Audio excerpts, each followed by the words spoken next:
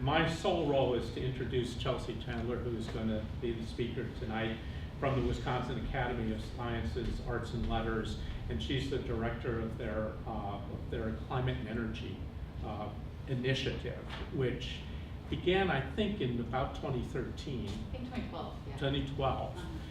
And I actually went to meetings back then. I'm still supposed to be helping, but I'm not there much at all. And they've really done a wonderful job. Chelsea stepped in about 1.5 years ago and has done a great job in moving the program forward that she's going to talk to you about. Chelsea has a master's in environmental management from the Yale School of Forestry and Environmental Studies. She's worked with several NGO groups, a think tank called the Stockholm Environmental Institute on Climate Energy, their group on climate energy. She's also worked on climate change issues related to the Andes and a whole lot of stuff which she can tell you about better than I can. One of the most interesting things is, though, she not only works at the Academy 72% of the hours. To be exact, yeah. She's also a farmer, and she has an organic farm called Plowshares and Prairie Farm in Argyle, Wisconsin, and is an organic produce farm with a community supported agricultural program where people subscribe to her vegetables. Thank you.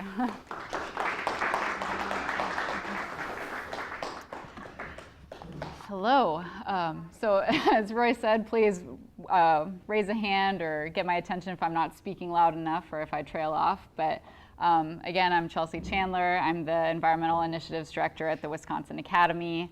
And tonight I'm going to be presenting some background on our Climate Forward roadmap and reviewing some highlights from our 2017 update when we revisited that roadmap. Thank you all again for coming out tonight to hear this presentation, especially given the kind of nasty weather. I appreciate it. I'm excited to talk to you all. So, there we go. The Wisconsin Academy. Our mission is to bring people together at the intersection of the sciences, arts, and letters, inspire discovery, illuminate creative work, and foster civil dialogue on important issues like climate change and energy. We're an independent nonprofit, nonpartisan organization. We produce programs and publications that explore, explain, and sustain Wisconsin thought and culture. We're not affiliated with the university. We're our own entity, and we're not a school. Those are the two common questions that we get. So a few of our programs, we do a lot across the sciences, arts, and letters. In Madison, we have a gallery at the Overture Center on the 3rd floor, the James Watrous Gallery, where we have rotating exhibits featuring Wisconsin artists. We give a variety of Academy talks across the state.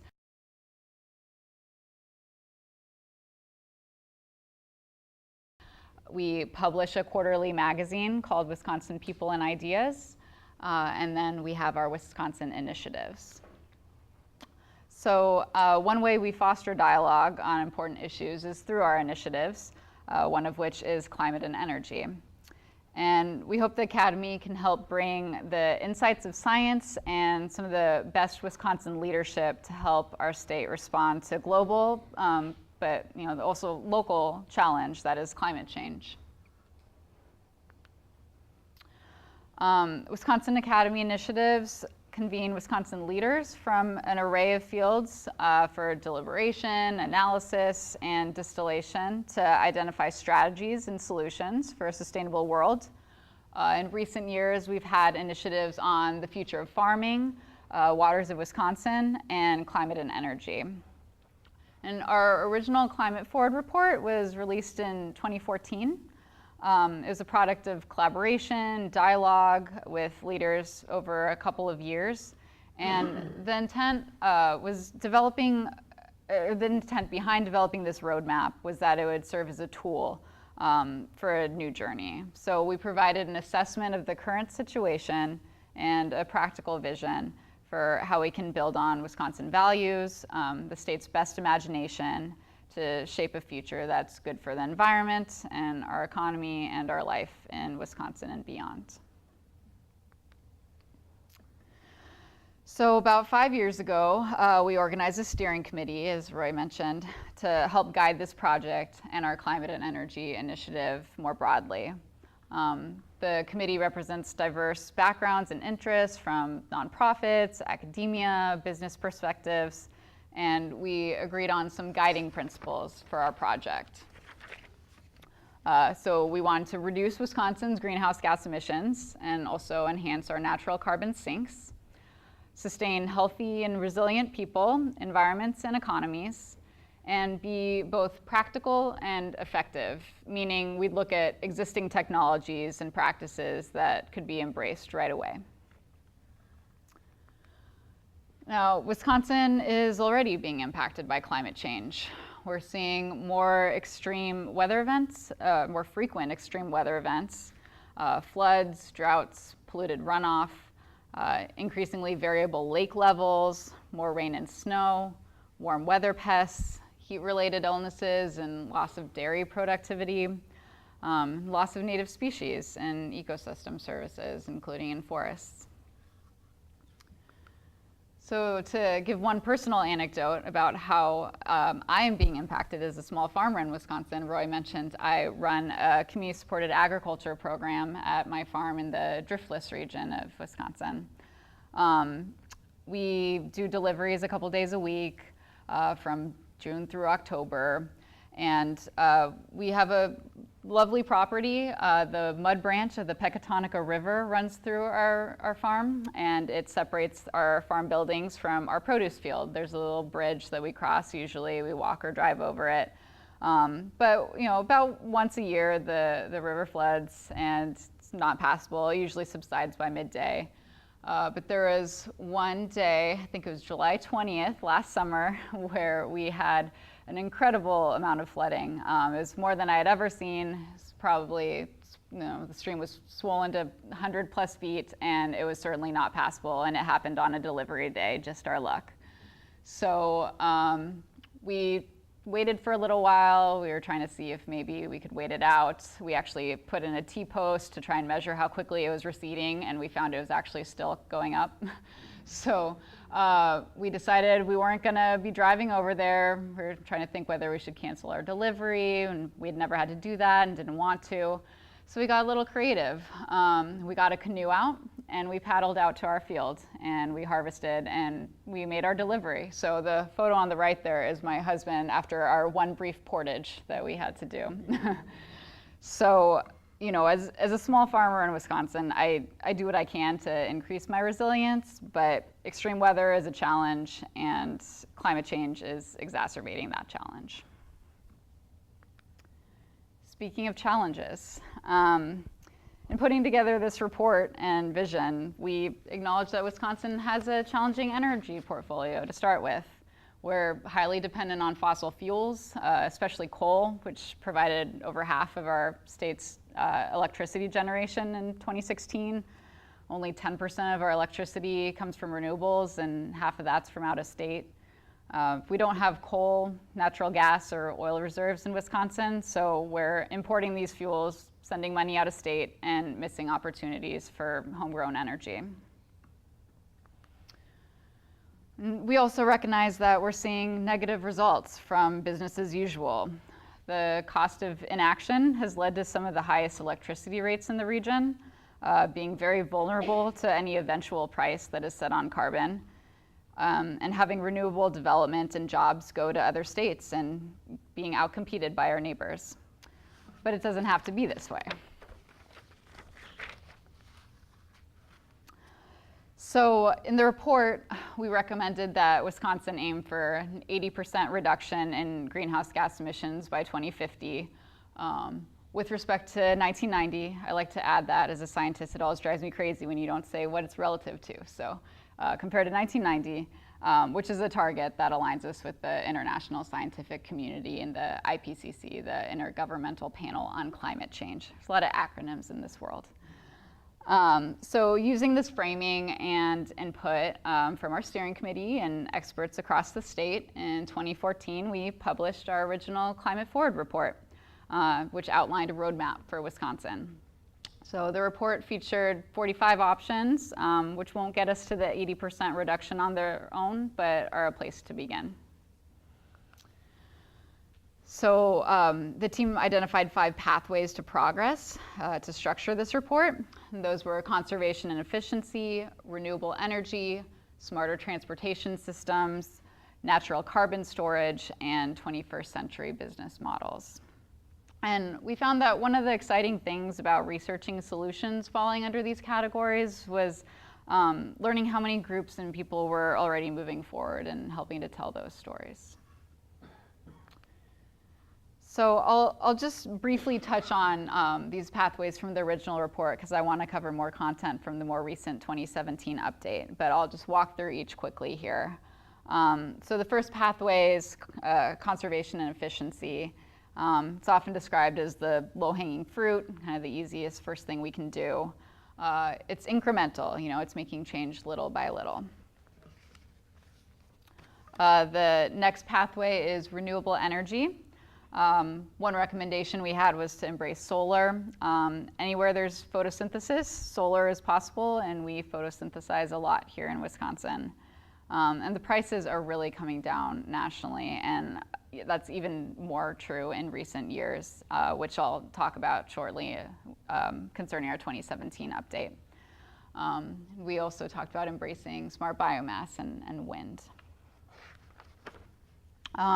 In smarter transportation, opportunities include setting efficiency and pollution standards for vehicles, moving to a system that results in denser mixed-use developments that can use land more efficiently and allow people to bike and walk, use public transit, and generally have alternatives to using a car. And transportation choices are really key to making a difference across both urban and rural areas of the state.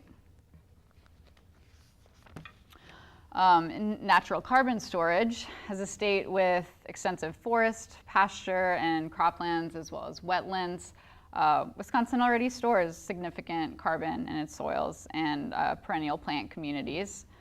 And with thoughtful management, we can increase that capacity. So we do that through things like grazing, wetland and prairie restoration, and forest conservation. And finally, game-changing business models. We looked at qualities that stood out amongst innovators in Wisconsin, and we saw they tend to look at whole business integration, they have forward-looking leadership, teamwork, and a culture of sustainability, measurement of progress, a lot of public-private partnerships, and then after they do all these things, they tell their stories and share their best practices with others. So the roadmap's a tool to help create a conversation about what kind of Wisconsin we want to live in the future and how we can make the best use of our capacities. There's a lot of people out there who already get it and they're acting, and we want to tell the stories of those people out there in the vanguard so that others can see that it's an achievable thing and act, and we can progress towards this vision.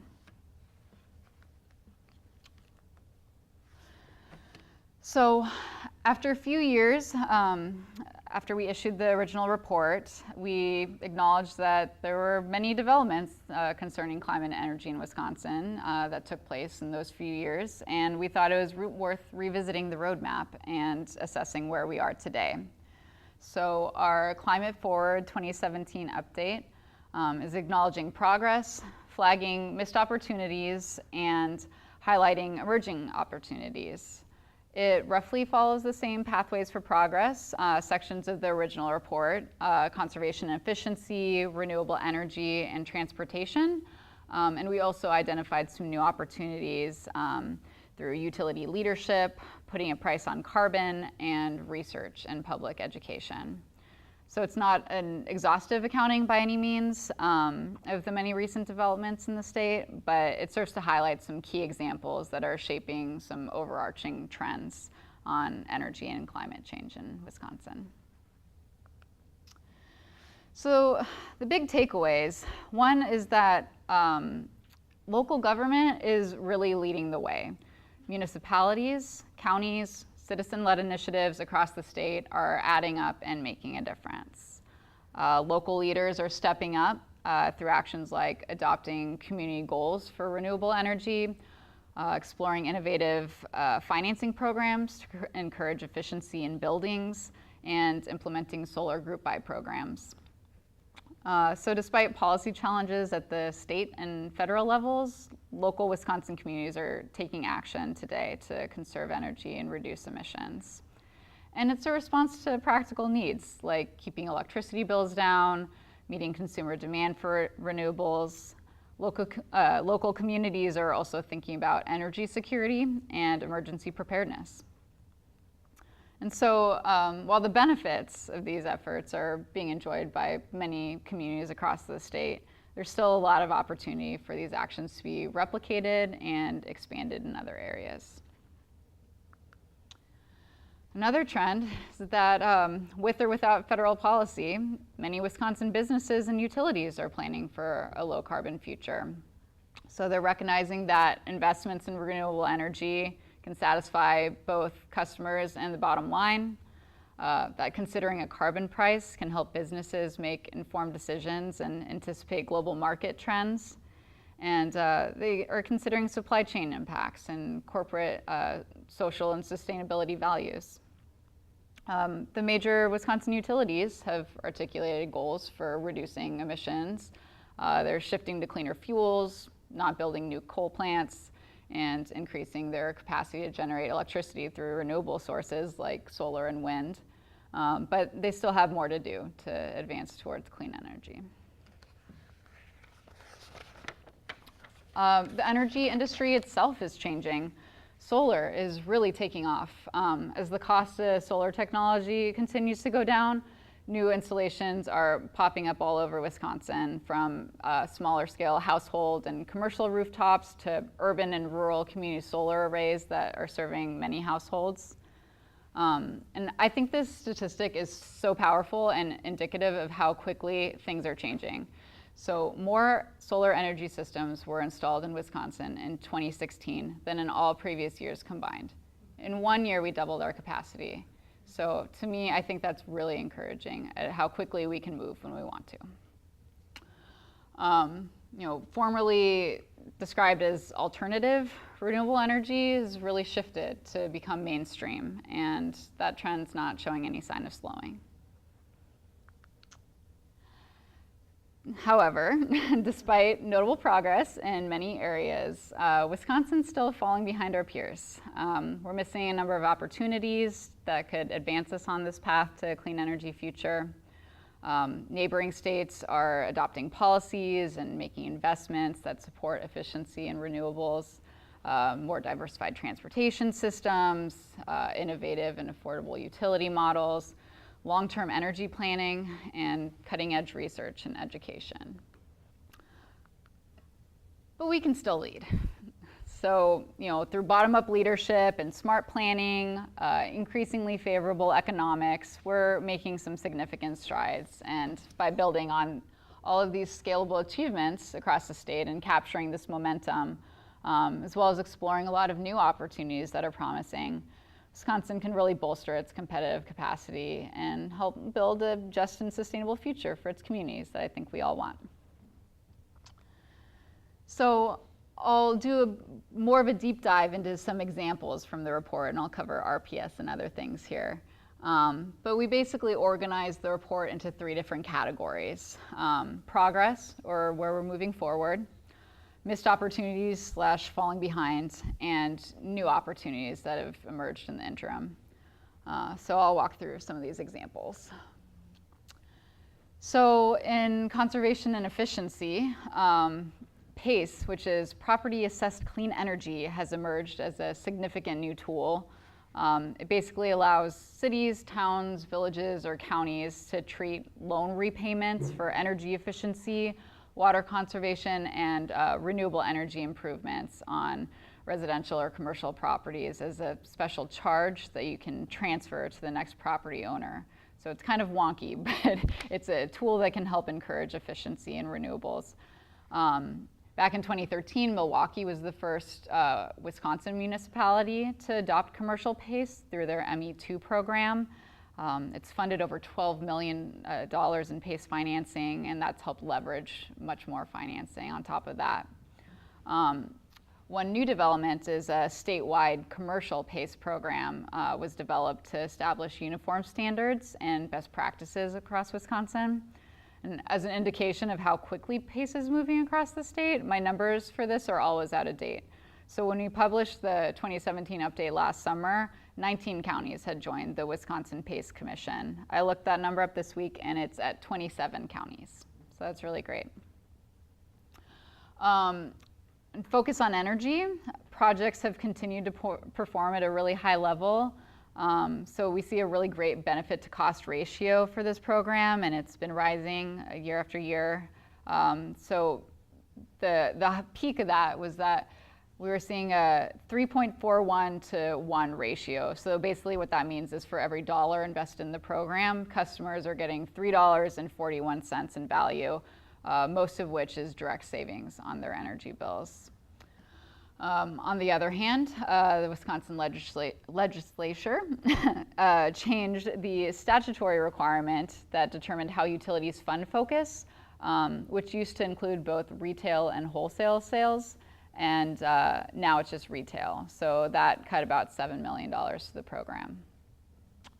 Another kind of controversial development was that the PSC dedicated $26 million in unallocated focus funding to new rural programs that incorporate broadband and energy efficiency.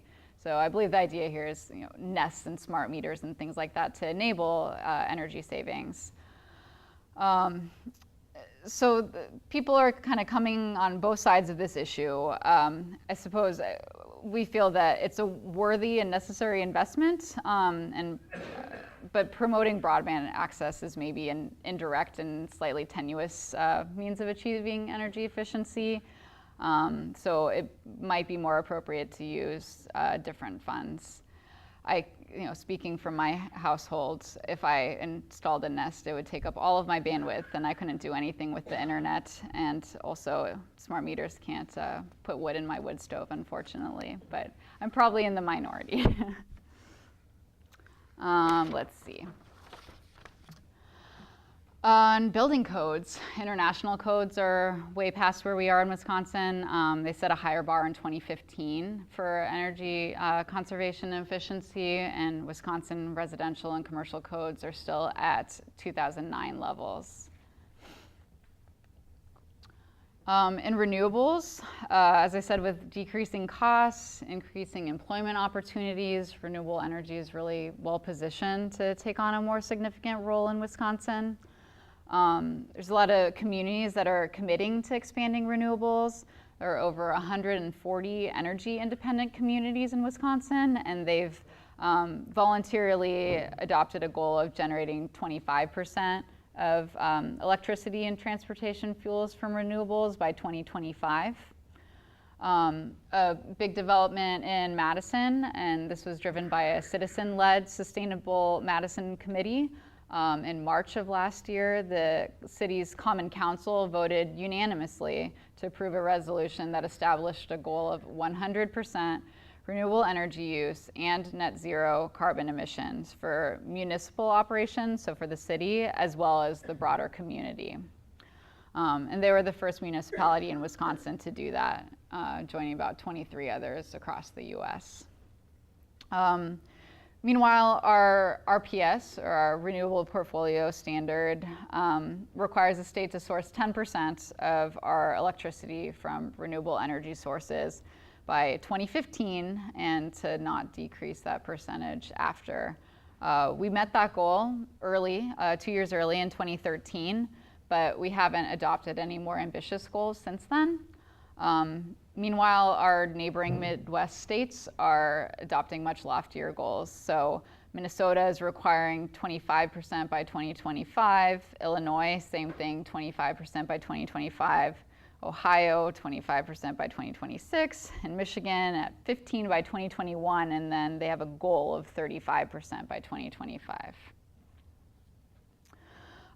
But we're making a lot of progress with new installations. Community solar projects have become really popular in recent years. I believe there's about 19 projects that are completed or under construction across the state. And those have been really popular. It can be a more flexible model if you don't want to install solar on your own household, or you're not able to because you're in the shade or you're a renter. So this has been really popular. A lot of the programs often sell out very quickly. We're also seeing a lot more utility scale solar installations.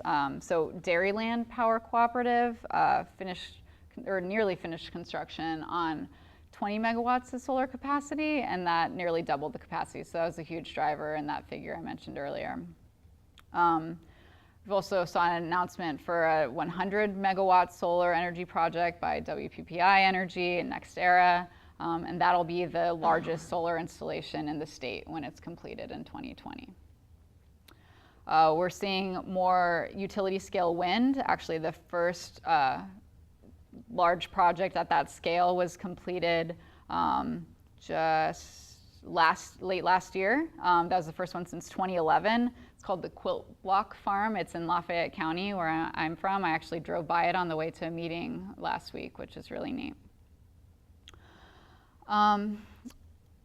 And so while we're seeing some significant additions to our renewable capacity in Wisconsin, again, our neighboring states are adding that capacity even faster. So the installed wind capacity in Wisconsin is currently about 650 megawatts, which puts us at 25th in the nation, so we're right in the middle.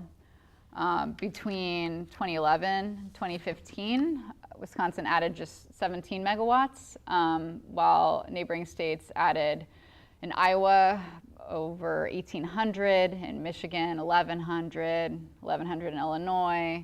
So you see that we're adding capacity and it's a positive development, but we're still at a slower pace than our neighbors.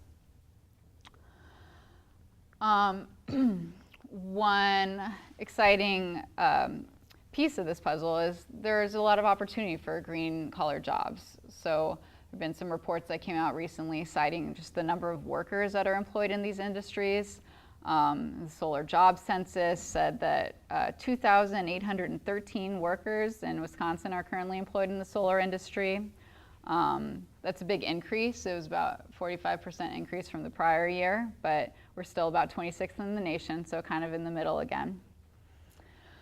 But one promising thing is the Solar Jobs Midwest report recently showed that clean energy jobs are growing 5 times faster than other jobs in the Midwest. So it's also a really fast growing segment of the economy. In terms of energy price trends, we're seeing that a lot of recent studies are showing that the cost of energy for utility scale wind and solar are starting to be comparable or even lower in cases than the cost of more conventional coal and natural gas plants. So that's a big driver. I have a colleague who likes to talk about local artisanal electrons, kind of as an analog to the local food movement. And thinking about this as an opportunity where, Wisconsin lacks fossil fuel resources and we rely on imports, but we can do renewable energy here. So it's an opportunity to generate electricity locally, contribute to our local economies and development. And increasingly, we're seeing a lot of action in faith communities too. There's growing interest. There was a survey of about 80 congregations in the state, and more than half of them were making investments in clean energy.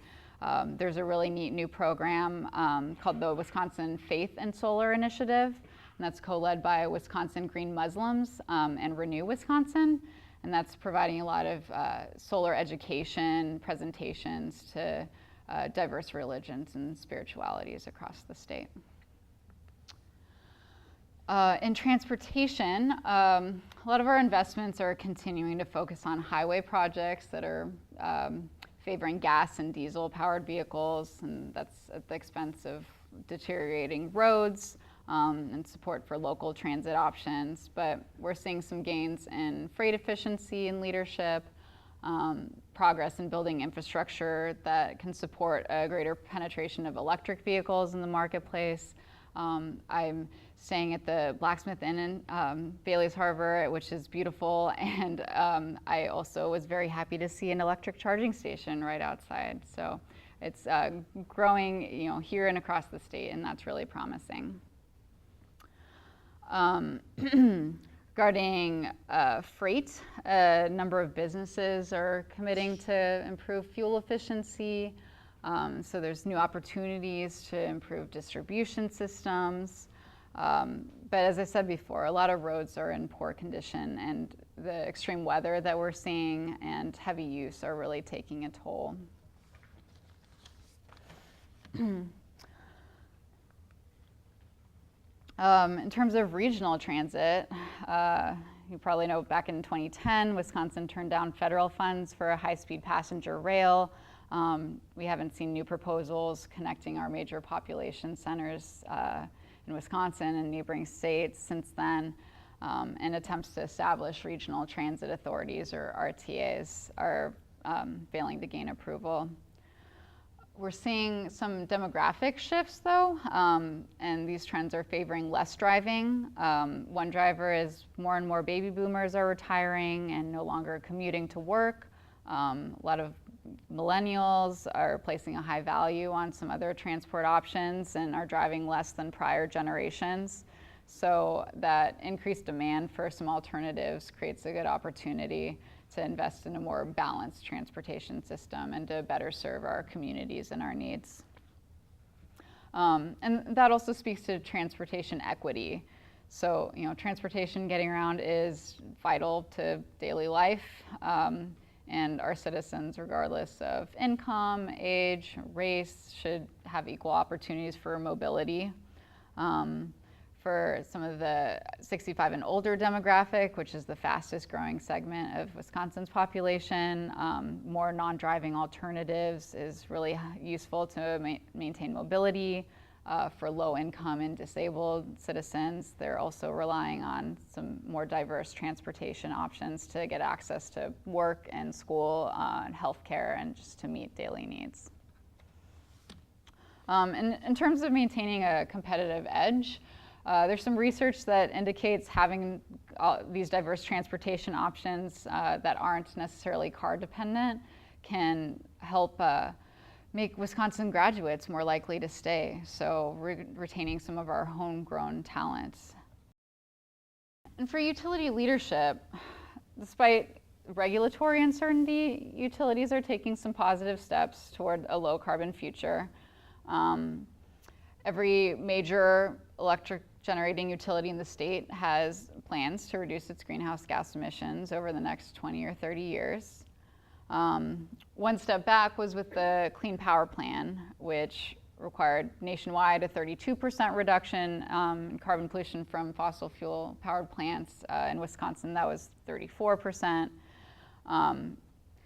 It was sort of a long, complicated process that probably Roy could speak to better than I could, but basically after a court stay in 2016, our governor issued an executive order that prohibited any state agency from developing or promoting the development of a state plan in response to that Clean Power Plan rule. But regardless of that action, nearly all of the utilities now have developed carbon pollution reduction targets that are consistent with the Clean Power Plan and plan to pursue that, those targets with or without the CPP. That said, lacking a clear regulatory signal and a long-term energy plan for Wisconsin, utilities can find it challenging to make informed and strategic investments and to sign long-term contracts. Another kind of contentious topic in recent years was with the fixed charge increases. So this is, again, another kind of wonky thing, but Wisconsin's investor-owned utilities have been increasing the fixed charges for their electricity customers while lowering the variable rates. So basically, on your energy bill, if you think about it, you've got kind of a higher base level charge, and then your per kilowatt hour, so the amount of energy used, that cost is coming down. So the idea was that it would balance out a little bit. But functionally what that does is it can undermine energy efficiency initiatives because the lower energy users are paying a bigger percentage increase than the higher users, and it can increase the payback time for things like solar installations. And the structure also disproportionately affects low and fixed income citizens. In other states, they're tending to reject these big increases or allow only modest ones. Let's see, Renew Wisconsin said that in 2014, the increase in these utilities fixed charges averaged 14% across the United States, but in Wisconsin it was 83%, so a big difference. And a number of utilities in Wisconsin filed for these rate increases in the last few years. Alliant in 2016, Wisconsin Public Service and Xcel Energy in 2015, and We Energy's Madison Gas and Electric and WPS in 2014. I think I mentioned briefly before too, we have high electricity rates in Wisconsin. According to the US EIA, the Energy Information Administration data, our retail residential electricity rates are currently the second highest in the Midwest, and they've continued to increase gradually each year over the last decade. So again, it raises concerns over affordability, particularly for low and fixed income communities. There's some new opportunities, like DERS, which is a terrible acronym, stands for Distributed Energy Resources. And that includes a whole slew of things like demand response, energy storage, distributed solar panels, and microgrids, which together can kind of constitute their own little local energy management system. You've got improved control over energy supply and demand. So I have some colleagues that are really excited about this and think this is really creating a new paradigm that allows greater flexibility on how and when energy is used and can be very efficient and incorporate more diversified, clean energy sources. In terms of putting a price on carbon, sorry I keep getting wonky here, but it's really seen by economists as a very promising strategy for reducing carbon emissions. And basically in economic terms, it's considered an externality. So carbon dioxide and other greenhouse gas emissions that are driving climate change have negative economic and other impacts on society that are not currently being accounted for in the free market. So you can fix that market failure by attributing a cost to carbon. You basically internalize the externality. So the price that consumers are paying reflects the full cost to society of using those fossil fuels. There's a lot of different ways to embed those prices into energy services. The two common ways are carbon taxes or fees, or a cap and trade program. One local development in Wisconsin was in the last November 2016 election. City of Middleton voters passed a referendum that supported a federal price on carbon, and they were the first city in the country to endorse a federal carbon fee and dividend system. So it was largely symbolic, but it passed overwhelmingly on the ballot. There's also a lot of activity on carbon pricing in the private sector. A lot of US and global companies are reporting that they're adopting an internal price on carbon, and that's informing their decision making and their investments going forward. And then concerning research and public education, the climate and energy landscape is changing quickly. There's always new findings, emerging technologies, and new opportunities. So it's really important to continue support for research and data analysis and education around these issues to make informed and effective decisions. One positive was the Wisconsin Children's Outdoor Heritage Resolution, which was passed in 2016. So there's no binding legislation attached to that, but it basically recognizes Wisconsin's rich natural resources and longstanding commitment to passing on our natural heritage to future generations. We're also seeing some cuts to environmental education. The 2016-17 state budget eliminated the Wisconsin Environmental Education Board. We're seeing some cuts in funding to universities. There's some great research, for example, at the Wisconsin Energy Institute, which does a lot of work on bioenergy and transportation and fuels. And they saw some budget cuts in recent years.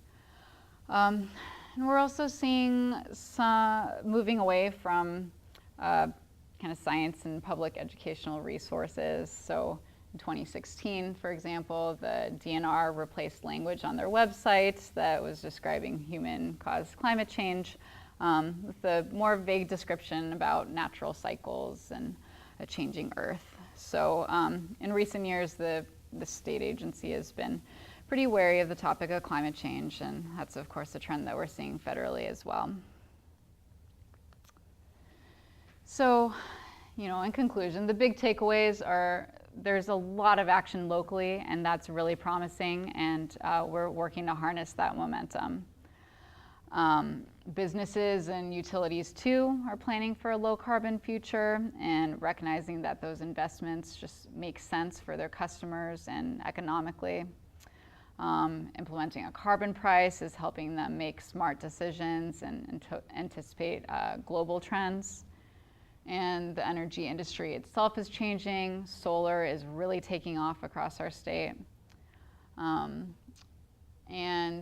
Wisconsin can make progress on these issues in coming years and keep moving forward on this path towards sustainability. So thank you very much.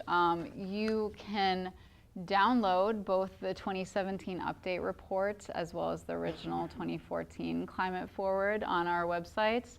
There's my contact information if you want to get in touch. And again, I really appreciate the opportunity to chat with you all tonight. Thank you for coming out.